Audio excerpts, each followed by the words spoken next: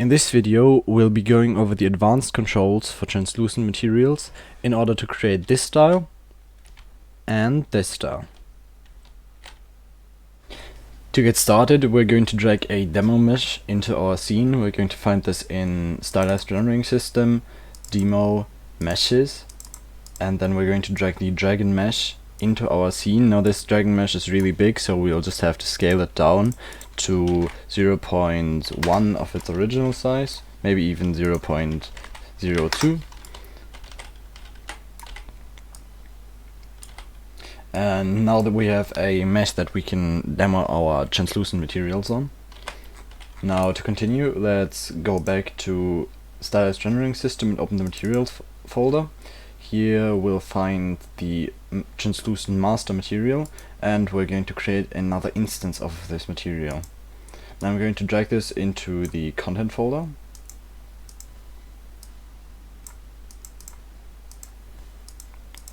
And I'm going to call this MI Advanced Translucent.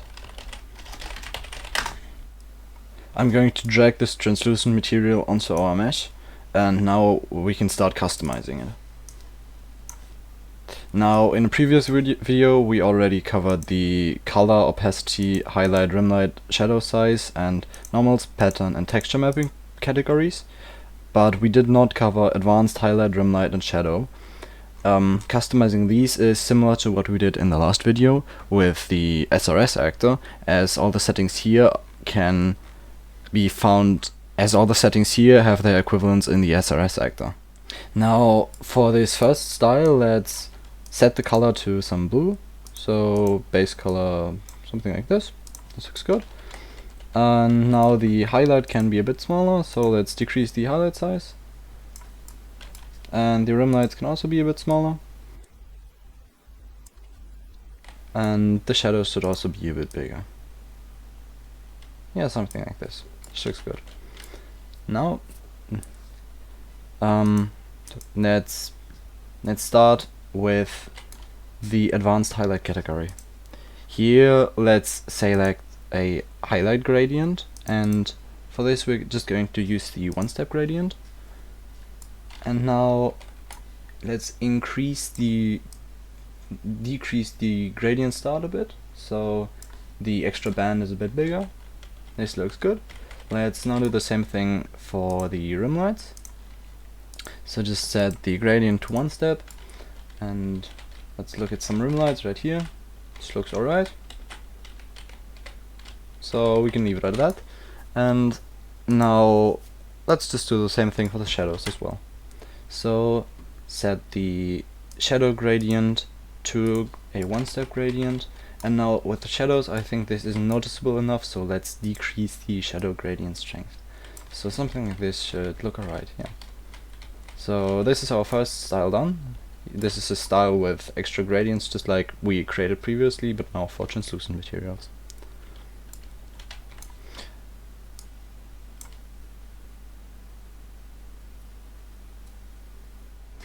Now let's move on to our second style. For this, let's copy our dragon mesh and create a new material. So I'm just going to duplicate this and drag the new material onto our new dragon mesh. And now let's go ahead and customize this. For this style, let's set the base color to a red tone, something like this. And let's make the shadows a bit darker. This looks alright.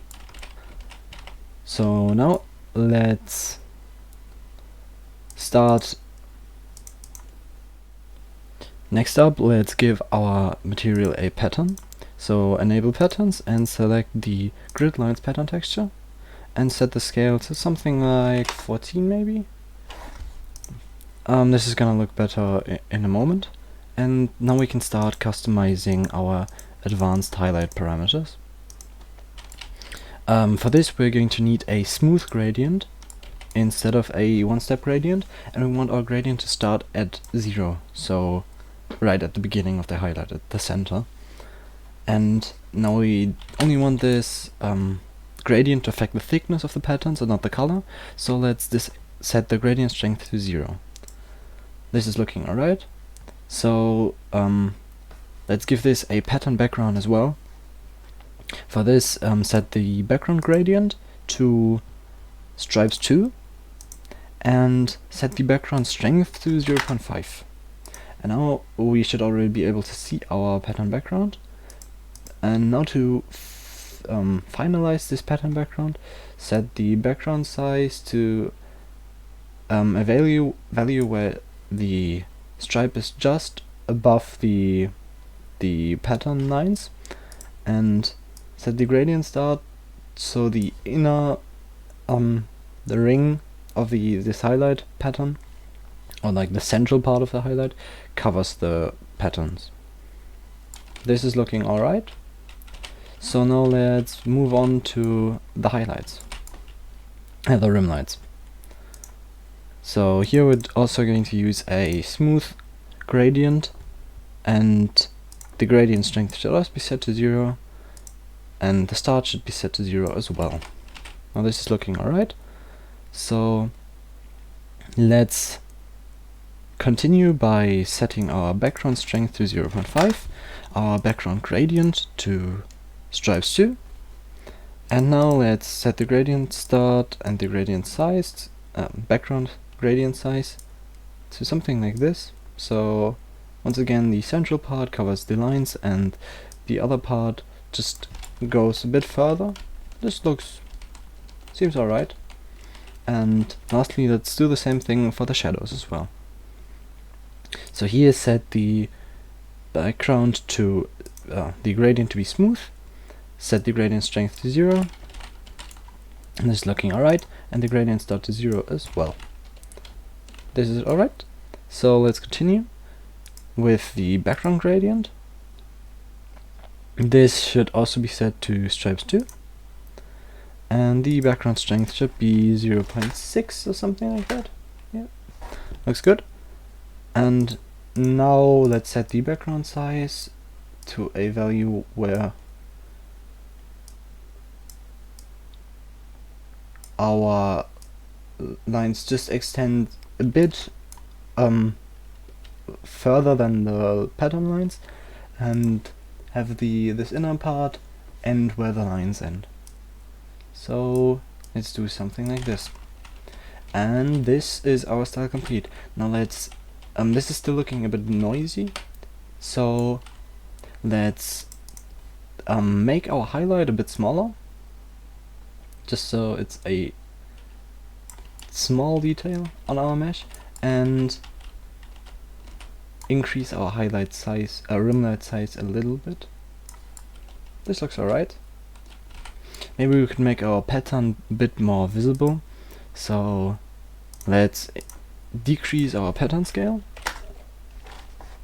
to, let's say, 10, and make the shadows a bit darker still, and the highlights a bit brighter. But now let's reduce the background strength for all of those.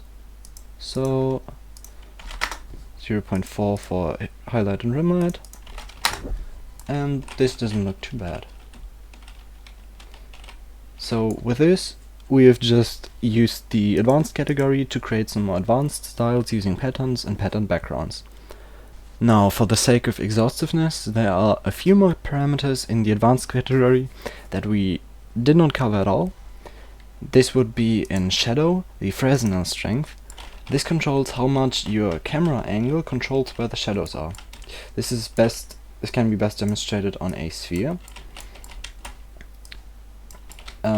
If you look at the shadow, right now it bends a bit down where our camera, if we look at it from below, you can see the shadow bending. If we set this to 0, the shadow behaves the same way no matter what way you look at it. So just like a normal shadow would on a standard object, non-metallic object. But if you set this to be 1, it behaves more like a rim light, the shadow. Default is 0.5, so your viewing angle takes some effect on the shadow. Next up is in Rimlight, the Rimlight Bend. This controls how your rimlight gets smaller as it gets further to the shadow. So if you decrease this, it does not get smaller at all. It retains the same size, but this means it will just be cut off at some point. And if you leave this at a higher point, you can control how fast it gets smaller.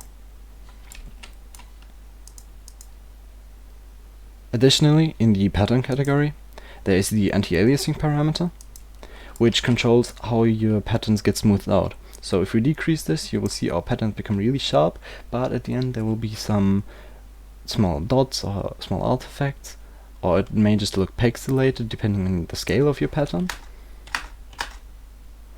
If you increase your anti-aliasing, you can smooth it out a bit, so it does not look as pixelated.